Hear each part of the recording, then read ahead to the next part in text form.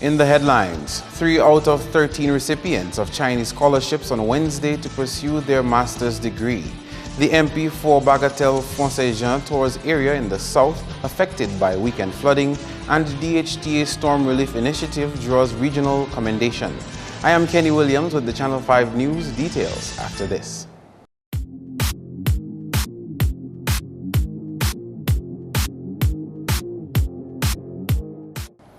We begin with the Minister for Education, who has challenged 13 young Dominicans to make the best of what he says is a golden educational opportunity. Saint-Jean addressed a delegation of scholarship recipients under the People's Republic of China Commonwealth of Dominica Scholarship Program on Wednesday. While expressing his ministry's gratitude for the continued support of the Chinese people, he reminded the students to represent themselves and their nation well. I wish to exhort you, the students who have been selected, to maximize on the opportunity afforded to you. Work hard and represent your country to the best of your ability. Indeed, you are our ambassadors in this far country. Meanwhile, the Chinese ambassador to Dominica advised students to embrace the inevitable changes they will face as that will make them stronger. There are high expectations of you from your family, your government. Study is hard work, no doubt about it. You may feel frustrated adapting to a new environment, in learning a new language, in understanding lectures, or communicating across cultural divides. Don't lose confidence in yourselves. I always believe that university should be a place where a good person betters oneself. The possibilities are boundless. Learn to become a good person, a leader who can bring positive change to your family, your community. In so doing, you will also make a better person of yourself. Michelle Bell will pursue a degree in applied psychology. She told Channel 5 News she was elated to finally receive a chance to pursue university education. And everything that we do starts with the mind. So if we're looking at economic growth, if you're looking at development of our country, if you're looking at behavior, if you're looking at reducing the rate of crime, you need to start with the mind. I am elated to finally get this opportunity to pursue studies. Very grateful to the People's Republic of China and the government of Dominica as well for granting me the opportunity. And I look forward to just embarking on my studies, learning a different culture, learning the language. That should be very interesting. I'm a bit nervous and apprehensive as well because it's a whole new world. I know that it's going to be difficult. I just have to put my head in the books along with the other students and keep focused and know what we're going to do. China is the place that I have seen that has the greatest development in structural design and construction. So I believe that me going over there to study, bringing back that development to my country, that is my main focus. The other recipients of scholarships to pursue the bachelor's degree are Katie Edmond, Biotechnology, Andrea Francois, Applied Psychology, Stacey Harris, Financial Management, Rick Hippolyte, Civil Engineering, Leslie Lewis, Electronic Information, Chanel Raymond, Public Service Administration, Acacia Seaman, Chemistry, and Deandra John Baptist, Mechanical Engineering.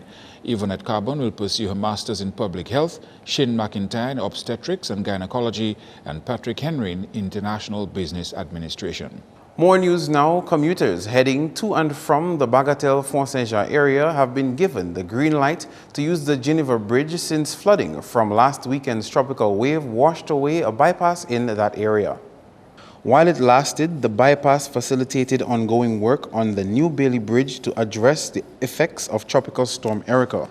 With the bypass gone, there was no choice but to let drivers use the bridge earlier than anticipated, but they still have to do so with caution as repair work is ongoing. You know, during Erica, this Bailey Bridge was basically almost overturned. So what we had to do some jacking up of the bridge, reconstruction of the abutment, and new sheetings over the bridge. But over the last week, rain there on the weekend, we had the temporary bypass basically washed away, and it caused a little undermining of the side section of the bridge. And well, that was basically because that the temporary bypass was there, so it forced the water onto that edge of the bridge. But seeing that the bypass is gone now, we were forced now to open traffic to the bridge, which is not totally completed. But it was already almost 95% complete. It was our intention to divert traffic to it this week, but we had to do it a little sooner than we anticipated. So presently there is this big machine in the river. It's going to re-divert the course of the river and make sure it passes centrally under the bridge. And we will continue with the rock revetment where the water washed, but we may just be pumping in some concrete in between the stones to hold it, because under the British funds coming in, we intend to do some wing walls or maybe a new bridge if that calls for. The engineer who has been working on that southern road since Erica says the segment between Geneva and Fort Saint-Jean is also scheduled for some work. This will include patching and brush cutting. Asphalt surfaces more prone to flood damage are being replaced with concrete, which is a more durable alternative. Last weekend's heavy rains also impacted the Fort Saint-Jean area, where there is occasional flooding. Well, what we have there is a massive siltation upstream. So we may have to do some river dredging, but a more permanent structure, maybe a Bailey bridge, could be erected at least maybe 5 to 10 meters above the existing road level and fill up the area. We have enough fill there that we can deal with that, enough rocks that we can deal with that, because it's going to be a recurring decimal. Anytime it rains, the box culvert is already way below river level. It's just going to be flooded. And like on the last weekend there, what happened, I had to divert an excavator up there, because every time it rains we have to send a machine. It's just going to be a recurring decimal if we don't put up a structure that will deal with that better. He says rebuilding new bridges include elevating them and dredging below, creating a wider open channel. Meantime, MP for Bagatelle Fort Saint-Jean, Honorable Kenneth Daru, was accompanied by engineer Larry Alcender in the south on Wednesday, assessing damage done by last weekend's floods. Mr. Daru made reference to British funding for a road rehabilitation project from Loubier to Fort Saint-Jean. Because we know that we've been promised, well, committed some 20-something, almost 30 million pounds by the British government. You would have heard a lot about it spoken about in the just past budget debate. But we have always said that, because we know sometimes these things take a little bit of time, the process, and I'm sure they would have also heard throughout the parliament that the CDB is the agency that's going, well, the bank that's going to implement this project, and they've already begun the consultancies and all of these fancy things that need to be done before the actual work start. So the entire road network from Loubier all the way back to Bagatelle will be done. We're talking about replacing bridges, slope and cliff stabilization, river dredging, river walls, etc. But what you see happening there really is the effort of the government to try to make things a little easy. A $1 million project is in progress in the Geneva area to accommodate any river diversion during heavy rains. As you might have noticed, the Geneva Bridge is being reinforced and it's expected to be replaced under the British-funded project. Mr. Daru says the work that's being done now in that area is simply to make life easier for residents until the major project gets underway. I want to ask them to continue to exercise patience and also caution. I mean, we know that we're in the middle of the hurricane season, and every now and then we'll have this inclement weather that will cause little flooding, etc. Just to exercise patience, you know. And I mean, as I said in Parliament, and I think I'll say it again, every now and then it really hurts sometimes, you know, when you hear people make these comments that they feel that, you know, that nothing is being done to St. Erica. And I mean, you've heard the amount of money we spend. I'm sure driving from Roseville back, you would have seen the number of woodworks done in the area. So what I'm really doing today with the engineer is just going around to see what other little works we can do. There are a couple of other little areas where the road surface would have failed. You know, we're going to see how we can organize it, do some brush cutting, do a couple little things that I said in the meantime to make traffic and, well, pedestrians and commuters of the road life easier for them. So I think I'm in a much better place right now as a PAL rep, to be honest with you. We still acknowledge there's a lot of work to be done, and we've always said from the beginning that it was going to be a humongous task. And I'm pretty sure you will appreciate that that I think the government is making a really serious effort in doing just that. More than one death at a popular tourist attraction have left locals concerned about the safety of visiting the area. This year alone, 2 deaths have been recorded at the Glassy Pool in Boetica, the most recent being the August Monday passing of Wendy Thomas. Chairman of the Boetica Disaster Preparedness Committee, Philip Jenner Geest, says he would rather not align danger with the pools. He says that the glassy pools located over 200 feet into the sea should be treated no differently from the other tourist attractions such as the Boiling Lake and Escaliteche, both equally precarious. To make the site more user-friendly, the possibility of erecting signs and zoning exit, but persons still need to exercise caution in these areas. As the Disaster Preparedness Committee, in collaboration with the Village Council, we will look at what we can do to make Glassy much safer. The trail has been improved, but the trail has never been that way from since I've been a boy. The trail has been improved. Erica did some damage to the trail. Some work was done there. Some more work will be done from the Southeast Tourism Development Committee to on the trail. And in that process, maybe we can look at putting signage in that area. Putting signs at Glassy or zoning Glassy in 8 different areas is something we can look at. But persons first need to be aware of where they are going into. Get a villager to take a walk with you. Ask a villager if he or she cannot walk. Ask the villager about Glassy before venturing into Glassy. And those are the measures you can take in the interim while we look at putting maybe signage. The signs are very important, but if you don't pay heed to signs, then they become non-annulled.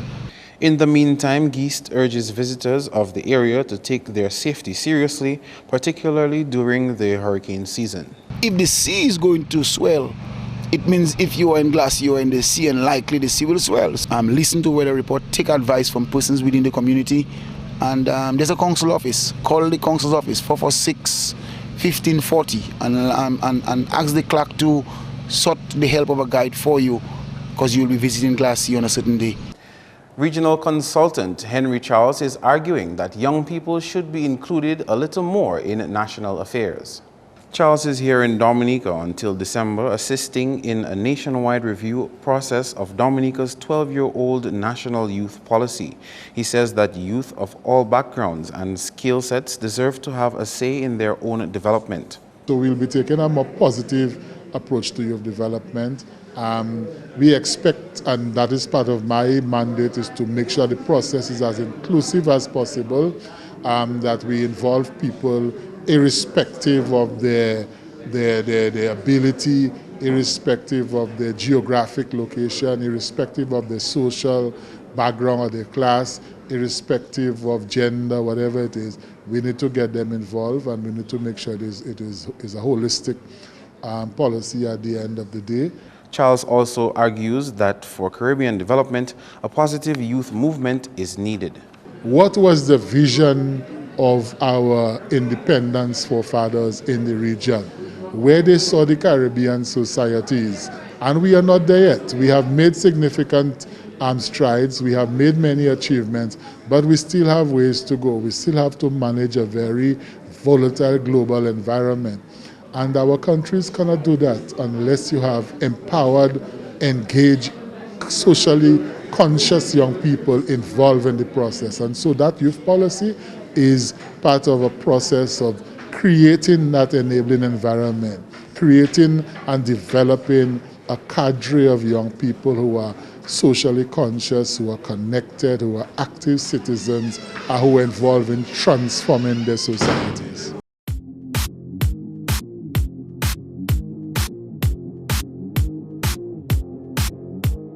Thanks for staying with us. A Dominica Hotel and Tourism Association Tropical Storm Erica Relief Initiative is attracting regional commendation. The association launched its 4 East program this week at the Fort Young Hotel.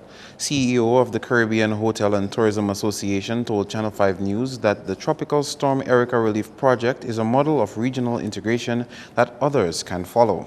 I think it's an example of how through collaboration regionally and locally it's a best practice example that we could apply to other destinations, and other destinations can learn from how CHTA and DHTA collaborated on an initiative, and DHTA has been able to put together a very very positive, constructive kind of initiative with those funds. Over $51,000 was raised in this initiative through an online auction of Caribbean hotel rooms. The project is geared at assisting industries affected by Tropical Storm Erica with a 4-pillar social platform: education, employment, entrepreneurship, and environment.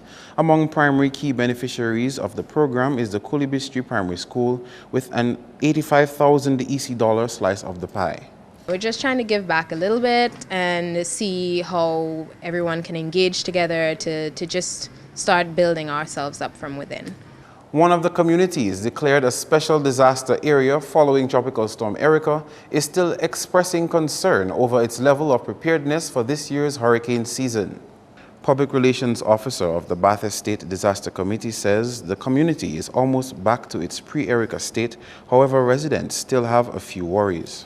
Well, 11 months later, what we have seen all the other donors coming in, like the churches, the Methodist Church, from what we know, because they have been contacting us in terms of, you know, their list, their surveys, and we have seen the Catholic Church also giving donations. From what we understood, some insurance companies have paid off, whilst there are others who are still fighting a battle to receive their monies. We've also seen the government who have assisted, and what we are doing right now, we have spoken to the Office of Disaster Management in terms of dredging the river, you know, and we have seen that. They have been working on that also. Despite the ongoing river dredging, another headache has to do with the threats which the river still poses. Although some people find, especially in the Emsall area, riverbank dead-end area, although some people think that they should, the bridge, the remainder of the bridge that was broken, they should remove it because more debris might still come and, you know, and block up the river and maybe have a flood again. There's one thing we had concerns about was the Emsall area where they have a dumping site and a lot of debris being dumped there and like a landfill. So that now is posing threat to the river on the other side of Paradise Valley across the river. So that is one of our concerns. Walt says that in the face of the adversity faced last year, the community learned to band together to help each other. That was a lesson, I think, for everybody in terms of, you know, organizing, for sure, leadership, and even, I think, you know, neighbors, you know, helping one another, you know, in terms of disaster, not only disaster, but, you know, in times of, you know, trouble. Honestly, for me, I must say it was a big experience, because me being shelter manager, you know, and taking up that role together with our team, Mr. Packett and the others, it was very tiring, very, very, very tiring, I must say, but we did it. That's news. Your sports highlights next.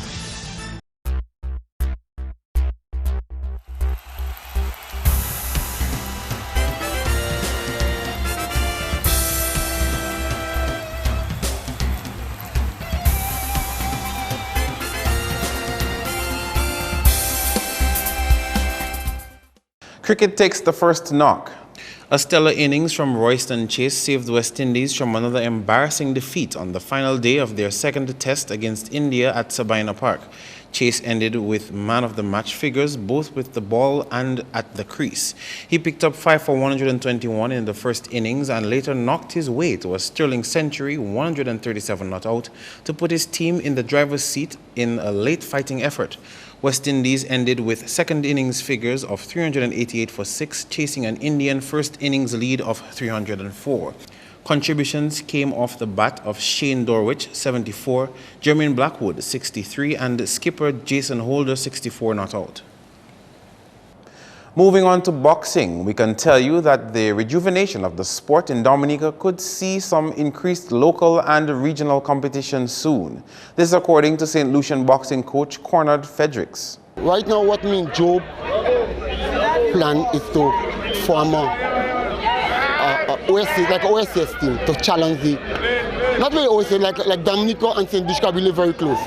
Dominico and St. Bishka come together, we come here, there's a couple of 12 fighters, and y'all come over there and we form an OSS team challenging the Caribbean like Trinidad, Barbados and those places, okay? That will be planned towards this competition. Meantime, local boxer Simon David gives the 2016 boxing extravaganza a thumbs up. He says the Ecuadorians stood by our side post-tropical storm Erica, and he was happy to play his part in the charity event. I feel like this was a good benefit for the Ecuadorians because I heard they helped us a lot, so it's just our time to play a part to help all the countries out. So, you know, in Erica we get a lot of support, you know. So I think this boxing event, it hasn't been done in Dominica for a long while, and I think it's a good for the boxing itself and for the Ecuadorians. So we are killed two birds with one stone. He says the boxing extravaganza is a step in the right direction to improve exposure of the sport here. Boxing has been really stagnant in Dominica, and I thank our coach Job Joseph and we call the other coach English coach for trying to bring boxing together, because we've been hearing about different sports, football, cricket, even fencing has come out in Dominica. So what about boxing, you know? We need to bring that boxing too. In football news, organizer of the youth football tournament, Dunstan Peters, says the networking of Caribbean countries through football could help foster good relationships between islands. His comments come at the opening ceremony of Tuesday's event. This is what we had before. We used to have a lot of that before. You know, we always had French. Every summer you always see a whole, you know, French people passing St. Lucia, you know, see a lot of foreign youth passing around. And lately we haven't been having that, you know. So this used to be a very healthy vibe for us, because you know, you meet new friends, make correspondences. So then you know, when you go abroad, you know, you would meet, you know, is a good networking. He says support from parents and the rest of the Dominican public will be good for the sport. We want to see more parents. That's why we try our best to make the event happen at a time when, you know, after 5, work is over for most of the you know, the parents, so they wouldn't use that. That wouldn't be an excuse or anything, because we really want the parents and the family to come and support the players, because that's what's going to make you want to make the players feel important, make them feel like what they're doing is something positive. So when they on the field and they see the crowd looking at them, you know, cheering them on, it really gives them a sense of purpose. Meantime, 767 SC Young Ballers gave Point Michelle Youth Football Academy an 8-0 thrashing in the 16 and under category, and Point Michelle YFA beat the visiting team Big Players FC 3-0. In other sporting news, new possibilities for cricket penetration in the U.S. market, as India and West Indies are set to play 2 T20 international matches at the Central Board Regional Park Stadium in Lauderhill in August 27 and 28. The announcement was made by the BCCI president following the board's working meeting in Mumbai on Tuesday. Officials from both boards had meetings in Florida last week to discuss the staging of the matches at the conclusion of India's ongoing 4-test series in the Caribbean. The ability to obtain U.S. visas was the primary logistical hurdle before the boards, but this was cleared after the BCCI submitted documents for its intended T20 squad to the U.S. Embassy in Jamaica, where the second test is currently being played. The BCCI president said the series would be developed into an annual event in the USA. Meantime, WICB President Dave Cameron said the WICB would also be interested in playing T20s at the Florida venue every year, even if India were not available to do so, to help develop cricket in the Americas. Back with more football, the final match in the zone stage of the Fast Cash Harlem Football League gets underway on Thursday when Rosalie Bay Charlotte Villas take on Burt Motors Young Stars. Starting time is 6 p.m. at Newtown. Meantime, just to bring you up to date with the point standing in the league so far, Club Loubier tops Zone A with 7 points, 767 SC is in second with 6, RBRC next on 5, Young Stars follows with 4 points, and the Delton United with 0 wins is in the cellar position. And for the teams in the B zone, defending champs Aeropost Dutch United is in the lead with 10, Icons and Ambassadors next with 6 points each. Digicel NJFA have 4 and Quirkside 2. Finally, in sports, we can tell you that Sand Pirates dominated the Sands with a 3-2 defeat over Party Boys, and Ghetto Youths All-Stars held their own to a 1-0 result over Spartans in action from the TTV Beach Football Tournament. The league continues on the weekend. That's all the sporting highlights for now. Be sure to join us next time.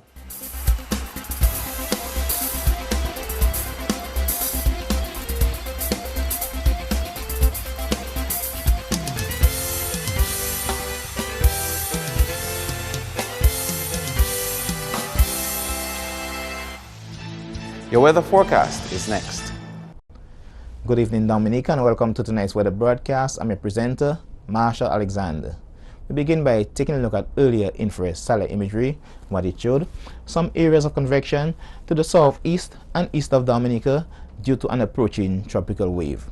Now, taking a look at earlier visible satellite imagery, what it showed some patches of low-level clouds which moved across the area during the afternoon, and this resulted in generally cloudy skies. Now, taking a look at earlier radar imagery, what it indicated the associated scattered showers across the area during the afternoon. Tonight's weather is expected to be partly cloudy to occasionally cloudy with a few scattered showers, and tomorrow's weather is expected to be increasingly cloudy with scattered showers and possible isolated thunderstorms. Sea conditions are expected to be moderate in open water with waves peaking near 7 feet. For the next 3 days, an increasing cloudiness with scattered showers and possible isolated thunderstorms can be expected on Thursday and Saturday due to the passage of 2 tropical waves. As a result, persons in areas prone to flooding, landslides, and falling rocks are advised to be vigilant and to exercise caution. For the rest of the Caribbean, an increasing cloudiness, scattered showers, and isolated thunderstorms can be expected across most of the region tomorrow due to the passage of a tropical wave. Our international cities forecast: clear skies expected in New York, partly cloudy skies expected in Miami and Beijing, some rain expected in London, with some thunderstorm activity expected in Caracas. Sunrise tomorrow will be at 5:48 a.m. and sunset will be at 6:34 p.m. Please remember that we are in the hurricane season. For more information, you can call the weather hotline at 447-5555 or visit our website at weather.gov.dm. Thanks for viewing. Have a good night. To end the news, the headlines again. 3 out of 13 recipients of Chinese scholarships on Wednesday to pursue their master's degree. The MP for Bagatelle-Font-Saint-Jean tours area in the south affected by weekend flooding, and a DHTA storm relief initiative draws regional commendation. Feel free to contact us at news@MarpinNewsAugust3rd2k16. You can also access our past newscasts on our YouTube channel. On behalf of the production team, I am Kenny Williams.